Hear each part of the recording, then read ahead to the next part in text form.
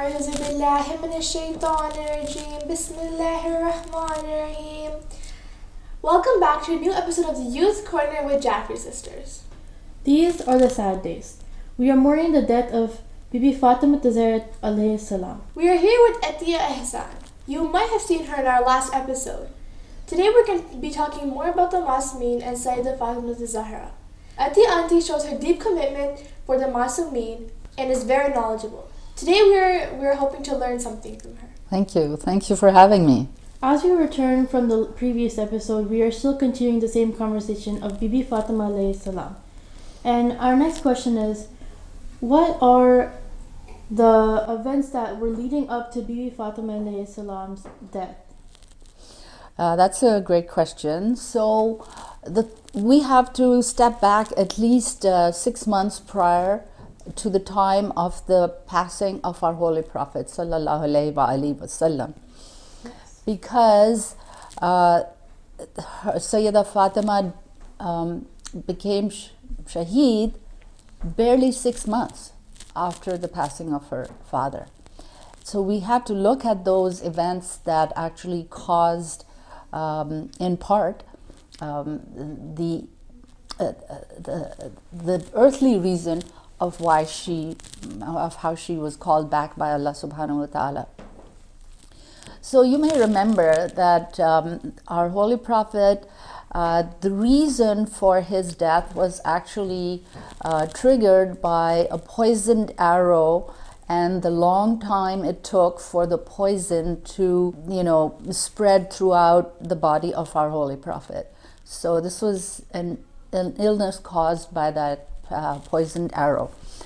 So now, when it was time for our Holy Prophet to die, it was, as I said, just 6 months before hers.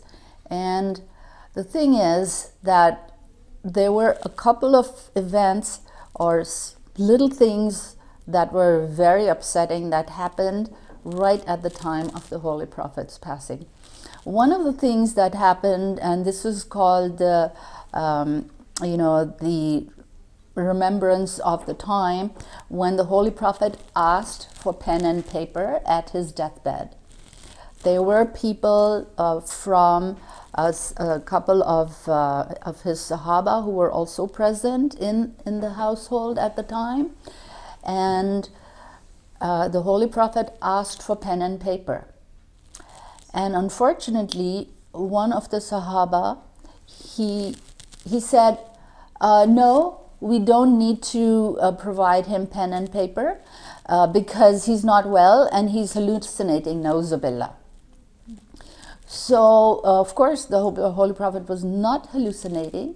He was totally lucid, and to even associate that kind of language with the Holy Prophet was a serious form of disrespect, and then to deny his request was another huge disrespect.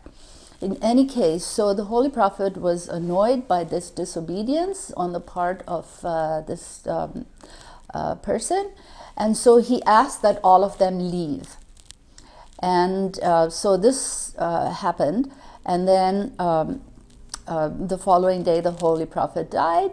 And when these people left the Holy Prophet's home, they were not family members, they were not from the children of Ali and Fatima, they were not.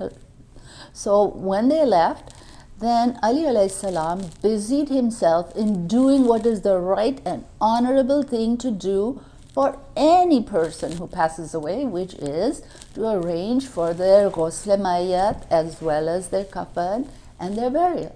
That's the single most important way that we can honor somebody who has just passed away.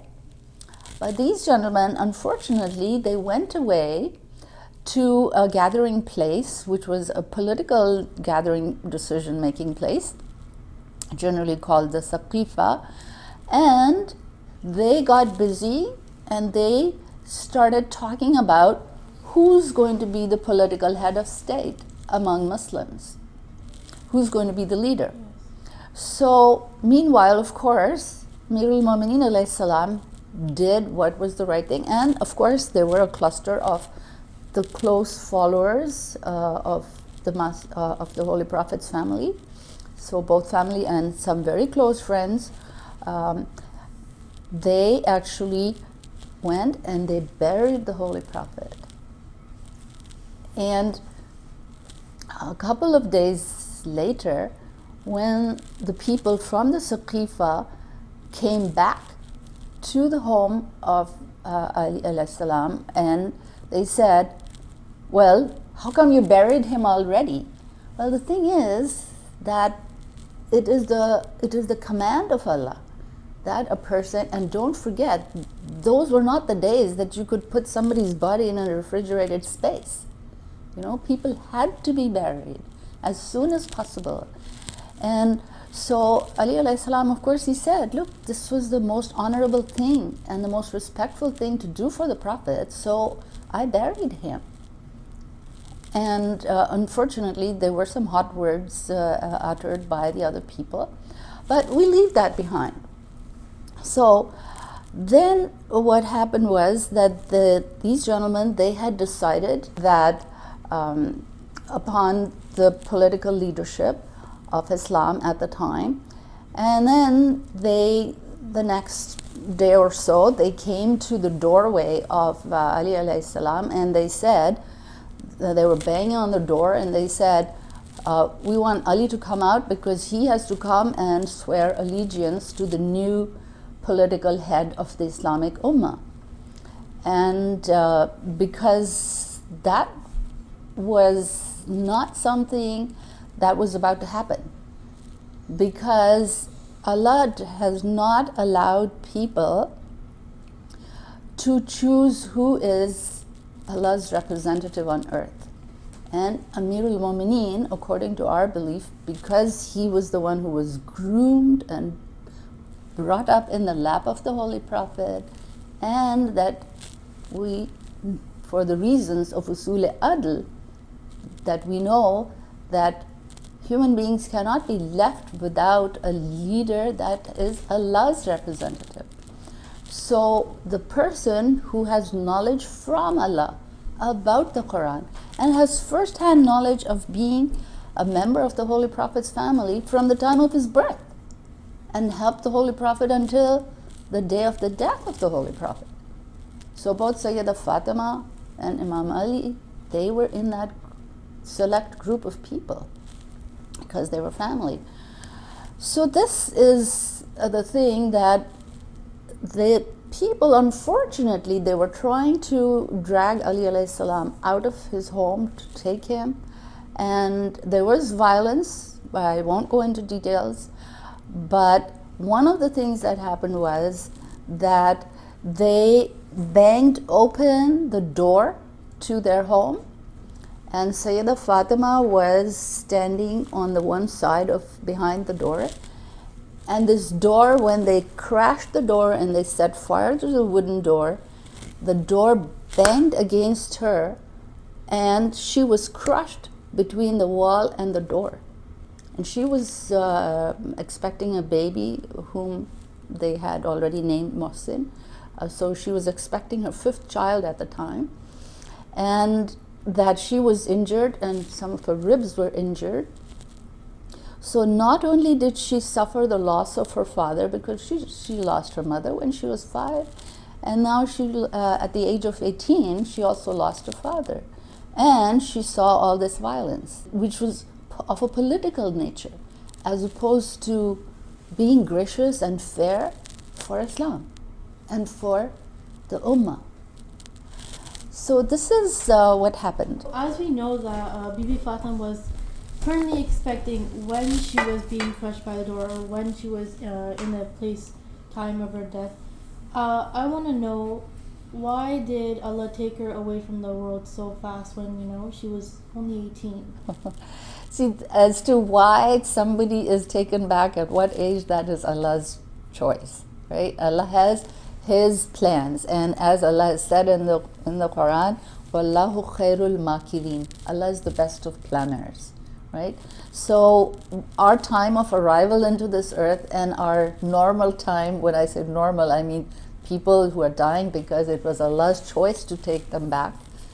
Because for us Muslims, death or passing or returning to the spiritual form is not a reason for sadness. Of course, we miss the people whom we lose from this earthly form, because this is natural.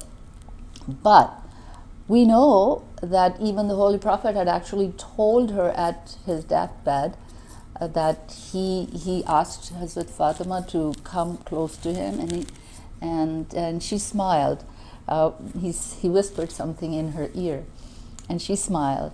And so later somebody asked her, "What did he say to you that made you smile?" And she said that he told me that you will be the first one who will join me in the next world. So the return of somebody back to Allah is part of Allah's plan. And so even though the lifetime of Sayyidah Fatima Salamullahi alayha was short, but all the purposes for which Allah created her were already fulfilled. Auntie, I have another question regarding from the conversation. When did she pass? Okay, so there's a slight difference of opinion about the passing date of Sayyidah Fatima, that whether it was the 14th of Jamad al-Awwal or whether it was the 3rd of Jamad al-Thani of the year 11 after Hijrah. And so it was in the same year as the passing of the Holy Prophet. So it was within 6 months of the passing of her father. So on the day that Sayyidah Fatima knew that she was that was going to be her last day, told her household helper, Asma, that I will go into my room and I will keep on doing, reciting ibadat, words of ibadat. I don't know whether it was Quran alone or whether it was du'as, but as long as you can hear my voice, you will know that I'm alive, and when my voice stops, then you know that I will have passed away. And so when the children come home from outside, then please make sure that you feed the children before you tell them about my passing. So this is what happened, that Asma was her household helper at the time, and she when she heard, as long as she was hearing Sayyidah Fatima Salamullahi alayha's voice, she knew, and when it stopped, she knew that she had passed away. Inna lillahi wa inna ilayhi raji'un. So then it wasn't long after that the two young boys, Imam Hassan and Hussein, because I think they were about 6 and 7 at the time, that they came home, and so Asma said to them that, come, let's sit down and you have your meal. And so apparently both of them, or at least Imam Hussein alayhi salam, he said, Asma, when did you ever see us have our meal without our mother? So we want to have our meal with our mother. So she tried to console them and tell them, but at the same time, Amirul Mu'mineen Ali alayhi salam came into the home, because of course he's Imam, and with the knowledge of the Imam, he knew that she had passed away.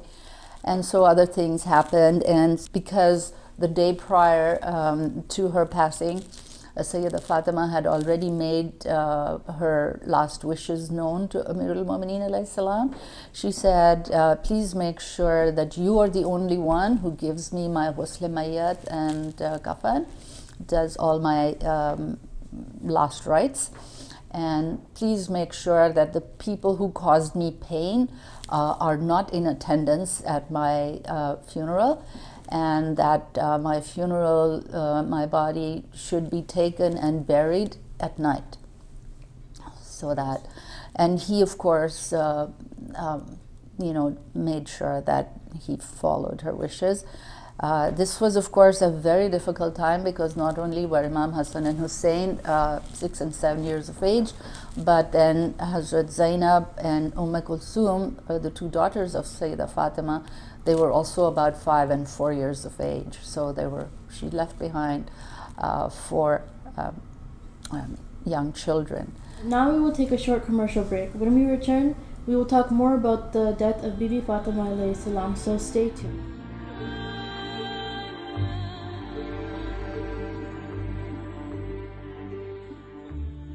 Can you elaborate on what happened after the death of Rasulullah and what was the environment of the place of Medina at the time? Like all the stuff going on, because a lot of stuff happened that we don't always sit down and talk about or realize. Yes, so the one thing that stood out very starkly was that the people who had decided about the political leadership of Muslims at the time, that they went on to run the government, so to speak. And then there were others who felt that since Islam expects that the most worthy among the best, the highest worthy person should be leading the Muslims, that person, looking at from the time that Ali alayhi salam was born, and then to the time of the Holy Prophet's death, whether you talk about him in times of peace or in times of when there were battles to protect Islam and Muslims, when the Muslims were attacked, because those battles during the lifetime of the Holy Prophet, they were never started by the Muslims. They were only things, they had to take up arms to protect Islam and Muslims. They were never wars of aggression. And so this, the transition that was happening was that the people who were setting up the government were people who had joined Islam several years after the Holy Prophet declared his prophethood. And their knowledge base and their service to Islam was nowhere close to what the Imam Ali alayhi salam had done. But in their culture, because they were still running by their culture, in Arab culture, age was honored more than knowledge and wisdom and greatness of character. Because at the time of the passing of the Holy Prophet, Ali alayhi salam was only about 32. Mm-hmm. So the person who essentially appointed Abu Bakr, Hazrat Abu Bakr, as the first Khalifa, said that Abu Bakr is the eldest among us, and he's also the father of one of the Ummahat al-Mu'mineen. So in my opinion, he's most worthy of being the Khalifa. And so this is how they went about it. But of course, there were people who knew that not only at the Ghadir Khum, in the last Hajj of the Holy Prophet was commanded by Allah to, in the most forceful language, I mean, we're not talking aggressive, we're talking about the most forceful language that Allah said to the Holy Prophet, which is included in the Quran, and it says, Ya ayyuha rasul balligh ma unzila ilayka. These are very direct words. O Prophet, O Messenger, broadcast that which has been revealed to you, because this issue of leadership was bound to come up. And at the Ghadir Khum, when there were more than 120,000 people who had done Hajj with the Holy Prophet, they had gone to Mecca, and then on the way back after the Hajj, there was this crossroads that was called Ghadir of Khum. So that is where the Holy Prophet, when this ayat was revealed to him, he asked everybody to stop, and he said that those people who had gone forward should be asked to come back to the Ghadir Khum area, and those people who weren't already reached there, that they should wait for them to reach, and that he had an important announcement to make. And so, because in this ayat, Allah also says, وَاللَّهُ يَعْصِمُكَ مِنَ النَّاسِ, and Allah will protect you from the people. Because the Holy Prophet knew, and Allah knew, that there would be people who would take objection to the Holy Prophet declaring to people that for whoever I was the Mawla meaning I was their master, from today onwards, Ali is their master.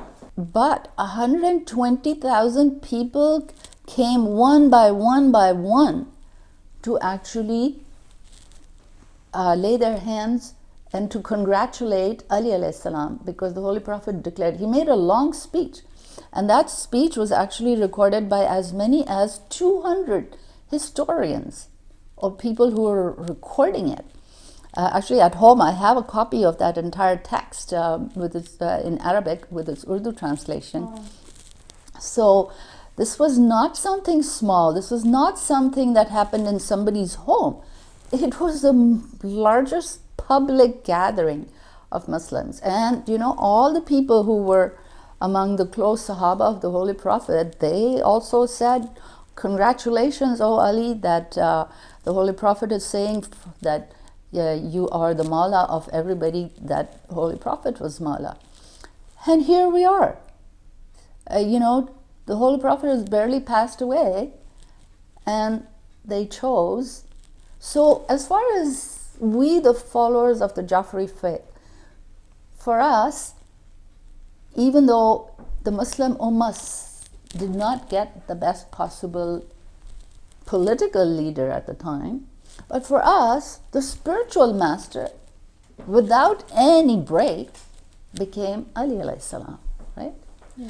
So for us, there is no break in leadership. There's no wondering, oh, who's going to be our master after the Holy Prophet? We knew exactly who it was. And that's why we do qualify by adding this little piece by saying Aliyun Waliyullah Wasiya Rasulullah, that Ali is this person. So how did Sayyidah Fatima Zahra try to convince the people that this was not right and to prevent this from happening? Well, yes. So thanks. Because when the people who came to her door, who were the high or low representatives of the newly formed political leadership of Muslims in Medina, that she did try to reason with them, and she reminded them that, are you forgetting that a short while ago, during the month of Zil-Hajj, upon the return from the Hajj, that at Allah's command, that the Holy Prophet appointed and told you that Ali is going to be your Mawla, and that you should not try to force him to lay allegiance or swear allegiance to the Khalifa you have chosen. But they were in no mood to listen. They just felt that this was a form of insubordination on his part. So this is the sad thing. But what also became very clear at that time was that there were people, so this is the time when the so-called Shi'an Ali, the people who believe not just that Ali alayhi salam is the representative of Allah after the passing of the Holy Prophet, that he's the first Imam among Muslims, but this term of Shi'an Ali became more commonly known, because these are people who said that no, we believe that Ali is the Mawla of all Muslims now, and we're not obliged to follow the dictates of a political government. We would now like to conclude this episode of the Youth Corner with the Jaffri sisters. We will continue this segment of Bibi Fatima alayhi salam to that on our next episode, so stay tuned on Qaim TV. Youth Corner. With Jaffri sisters.